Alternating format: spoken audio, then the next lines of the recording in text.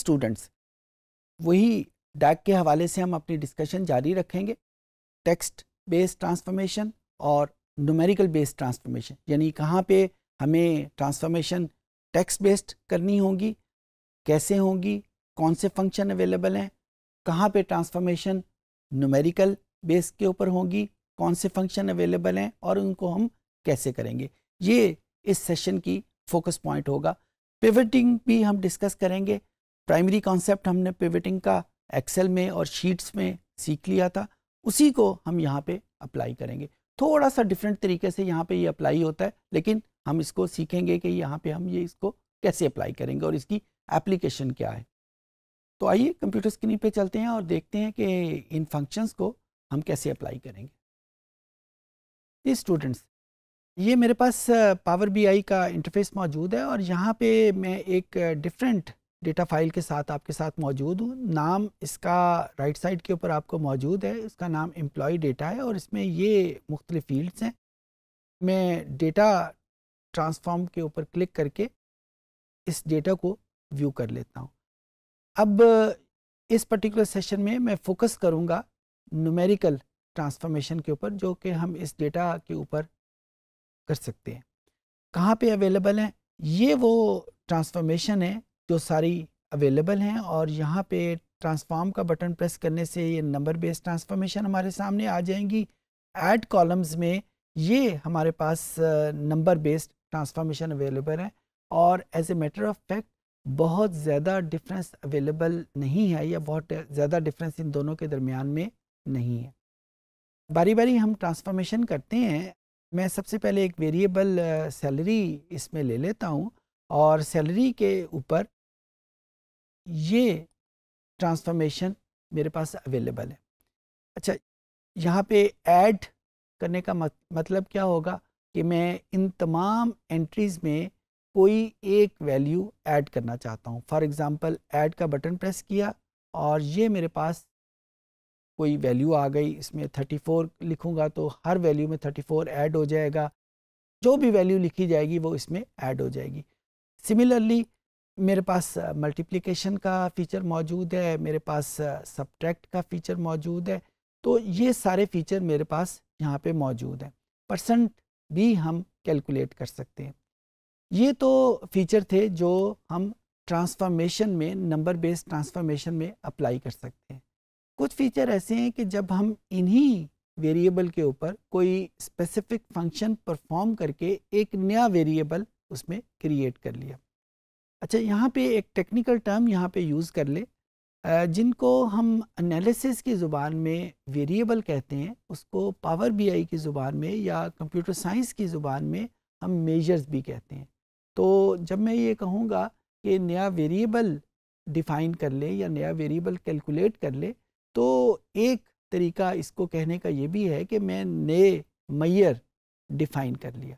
جب میئر کا word use کیا تو میئر کے بہت سارے یوزیجز ہیں، جس میں ایک یوزیج یہ بھی ہے کہ انڈائریکٹ ویریبل، جو ویریبل میرے پاس اوریجنلی اویلیبل نہیں تھا، اس کے اوپر میں نے ایک پاور بی آئی کا چارٹ ڈیولپ کرنا چاہیں، یعنی انالیسس کی فارم میں اس کو لے آئے.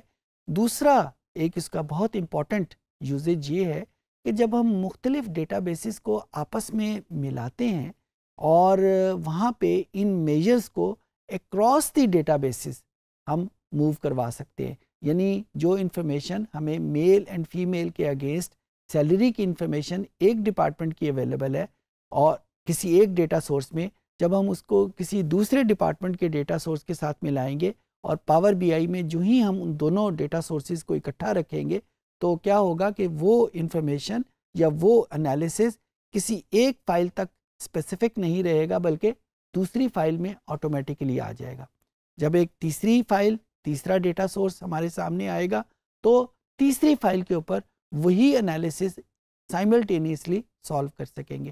اور اس کا فائدہ کیا ہوگا کہ جب ہم اس کو رپورٹ کرنا چاہیں گے، جب ہم اس کو پریزنٹ کرنا چاہیں گے، تو ہمارے پاس 3 لیول کا ریکارڈ آ جائے گا. ایک یہ آئے گا کہ کمبائنڈ رزلٹ کیا ہے، یعنی میل اور فیمیل کے کمبائنڈ ان کی سیلری کا سٹرکچر کیا ہے، اور دوسرے لیول کے اوپر ہمارے پاس آ جائے گا کہ ڈپارٹمنٹ وائز کیونکہ ہمارے پاس ڈیٹا سورسز ڈفرینٹ ہے تو ڈپارٹمنٹ وائز ہمارے پاس ڈفرینٹ رزلٹ کیا آ رہے ہیں میل فیمیل کے حوالے سے. اور تیسرا لیول کا رپورٹنگ لیول ہمارے پاس یہ ہوگا کہ ہم ان کو کمپلیٹ یعنی میل فیمیل کو بھی ڈیزالو کر کے سنگل اس پوری آرگنائزیشن میں جس میں 3 ڈپارٹمنٹ تھے ان میں سیلری کا سٹرکچر کیا ہے. اور ایز اے میٹر فیکٹ یہی پاور بی آئی کی خوبی ہے کہ یہ مختلف ڈیٹا سورسز کو اکٹھا ایک پلیٹ فارم پہ لے کے ان کے اوپر انالیسس کر سکتی ہے, اور یہ چیزیں ہم نے پہلے بھی ڈسکس کی تھی. اوکے تو یہاں پہ یہ وہ فنکشنز اویلیبل ہیں جو ہمارے پاس ہم نومیریکل ٹرانسفارمیشن کے طور کے اوپر کر سکتے ہیں. ایک فنکشن اس میں سے ہم ذرا ایڈوانس لیول کا ہم کر لیتے ہیں تاکہ یہ ہم چیزوں کو پریکٹس کر سکیں. ایڈ کالم کا میں بٹن پریس کروں گا اور یہاں پہ میرے پاس یہ ایک بٹن موجود ہے کسٹم کالم کا. یہ ہر اس جگہ پہ استعمال ہوتا ہے جہاں پہ ہم نے اویلیبل فنکشن کی مدد سے اویلیبل انفارمیشن کی مدد سے ایک نیا ویریبل یا نئی ٹائپ کی انفارمیشن کو ڈیولپ کرنا ہے. کالم کو کلک کیا, یہاں پہ ہم نے کالم کا نام لکھا. فار ایگزامپل یہاں پہ میں جو کریٹ کرنا چاہتا ہوں, ہم سب کو پتہ ہے کہ جب ہم کسی آرگنائزیشن میں جاتے ہیں تو سیلری ایک طرف رہ جاتی ہے. سیلری کا کچھ پرسنٹیج ہمیں ہوم الاؤنس یا ہاؤس رینٹ کے طور کے اوپر ہمیں ملتا ہے. سیلری کا کچھ پرسنٹیج ہمیں میڈیکل الاؤنس کی طور کے اوپر ہمیں ملتا ہے.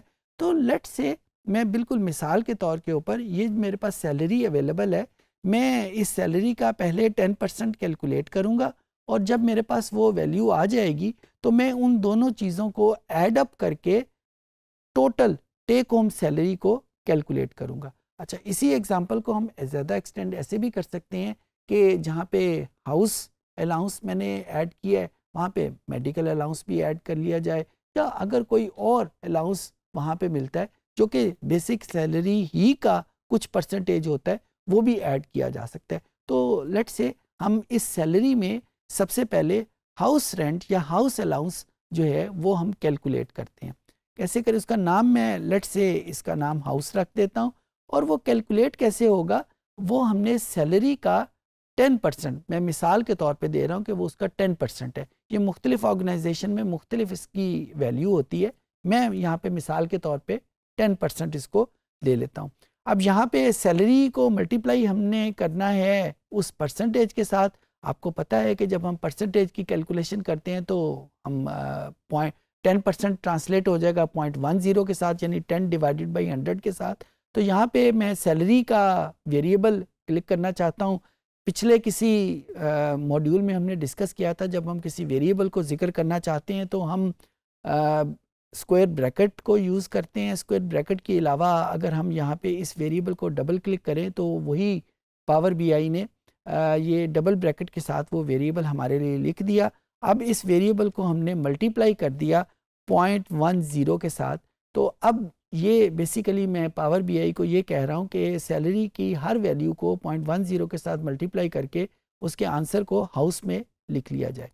جب یہ کیا جائے تو یہ ایک نیا ویریبل کیلکولیٹ ہو جائے گا ہاؤس کے نام پہ اوپر, اور یہاں پہ وہ تمام ویلیوز موجود ہیں جو کہ ہاؤس کا 10% ہے. اب ہم نے یہاں پہ ایک نیا ویریبل کریٹ کرنا ہے جس میں ان دونوں ویریبلس کو ایڈ کر کے ہم ٹوٹل ٹیک ہوم سیلری کو کیلکولیٹ کر سکیں. اسی طریقے سے ہم اس کسٹم کو یوز کریں گے. اور بائی دی وے یہاں سے اگر میں آپ سے سوال پوچھوں کہ کیا ہم یہاں مرج کالم کا فیچر یوز کر سکتے ہیں, کہ ہم نے دونوں کالم کو ایڈ ہی کرنا ہے نا, تو ہم مرج کو یوز کر لیں. جی نہیں کر سکتے. کیوں نہیں کر سکتے؟ کیونکہ مرج کے 2 فیچر ہیں, ایک تو وہ ٹیکسٹ کے اوپر اپلائی ہوتا ہے اور دوسرا مرج کا مطلب ایڈیشن نہیں ہوتا, یہاں پہ ہم نے ایڈ کرنا ہے. تو یہاں پہ ایک نیا ویریبل میں نے ٹیک ہوم سیلری کے نام پہ کیلکولیٹ کر لیا. اور یہ ویریبل بنے گا کیسے؟ ایک تو سیلری ہی کا ویریبل ہے جو ابھی ہم نے کیلکولیٹ کیا تھا, اور اس میں ہم نے ایڈ کرنا ہے وہ ویریبل جو ابھی ہم نے کریٹ کیا ہے ہاؤس کے نام کا. اس ہاؤس کے ویریبل کو ہم نے کیلکولیٹ کر لیا اور یہاں پہ ان کے درمیان میں ایڈیشن کا بٹن دبا دیا تاکہ ان کو ہم ایڈ کر سکیں, اور اس کو اوکے کا بٹن پریس کر دیا. تو اس طریقے سے ہمارے پاس یہ ویلیوز آ گئیں. اسی طریقے سے جو مختلف قسم کی یہ فنکشنز اویلیبل ہیں. یہ سارے کے سارے ہم فنکشن کسی بھی ویریبل کے اوپر اپلائی کر سکتے ہیں. ٹرانسفارم کرنے کی صورت میں وہ اسی ویریبل کو چینج کر دے گا, اور ایڈ کالم کی صورت میں وہ ایک نیا ویریبل بنا دے گا. اچھا, اب یہاں پہ ایک اور فنکشن جو بہت اپلیکیبل ہے جو ہم یوز کرتے ہیں وہ ہے پیوٹنگ کا. ہم پیوٹ کر سکتے ہیں کسی بھی ویریبل کو کسی بھی ویریبل کے ریفرنس سے. فار ایگزامپل یہاں پہ میں سیلری کو پیوٹ کرنا چاہتا ہوں with respect to gender, male and female پہ. تو میں نے سیلری کو کیونکہ میں پیوٹ کرنا چاہتا ہوں تو میں نے یہاں پہ سیلری کو کلک کر لیا, اور سیلری کو کلک کرنے کے بعد میں نے ٹرانسفارم اور یہ پیوٹ کالم کے نام کا میرے پاس ایک فنکشن اویلیبل ہے, اس کو میں نے کلک کیا. اب یہ مجھ سے پوچھ رہا ہے کہ کس ویریبل کو آپ نے کس ویریبل یعنی ریفرنس ویریبل تو ہم نے دے دیا, لیکن اس کو کس ویریبل کے ریفرنس سے ہم نے پیوٹ کرنا ہے. یہ ہم نے یہاں پہ اس ویریبل کا نام دے دیا کہ ہم نے جینڈر کے ریفرنس سے اس کو پیوٹ کرنا ہے. اور یہ کچھ ایڈوانس فیچر بھی ہمیں دے رہا ہے کہ پیوٹ کرنے کے لیے ہم کون سا فنکشن یوز کریں گے. جو اویلیبل فنکشن اس وقت موجود ہیں وہ کاؤنٹنگ کے حوالے سے ہیں, منیمم اور میکسیمم کے حوالے سے ہیں, اور پھر میڈین کے حوالے سے ہیں. ابھی آپ اس کے رزلٹ دیکھیں گے تو آپ کو سمجھ آ جائے گی کہ یہ فنکشن کی اپلیکیشن یا یہ مختلف فنکشن کیوں ہے یا اس کا فیچر کیا ہے. میں یہاں پہ لیٹ سے اس کا میڈین کلک کر لیتا ہوں, اوکے کا بٹن پریس کیا. اب اس بٹن کو پریس کرنے کے بعد میرے پاس رزلٹ کے طور کے اوپر یہ بالکل and of the data base کچھ کالمز کریٹ ہو جائیں گے. اور یہ کالم مجھے کیا کریٹ کر کے بتا رہے ہیں, آپ یہ دیکھ رہے ہیں یہ بہت سارے کالمز ہیں. یہ کالم سیلری کی ہر ویلیو کو میل اور فیمیل کے ریفرنس سے علیحدہ علیحدہ کر رہے ہیں. یہ کالمز بہت زیادہ ہیں, ہمیں اس کی سمجھ ہی نہیں آ رہی, بہت زیادہ کالمز ہیں. اس کا مطلب کیا ہوا کہ یہ جو ہم نے ریفرنسنگ کی تھی شاید اس میں ہم سے کچھ غلطی ہو گئی ہے. کیا غلطی ہوئی ہے؟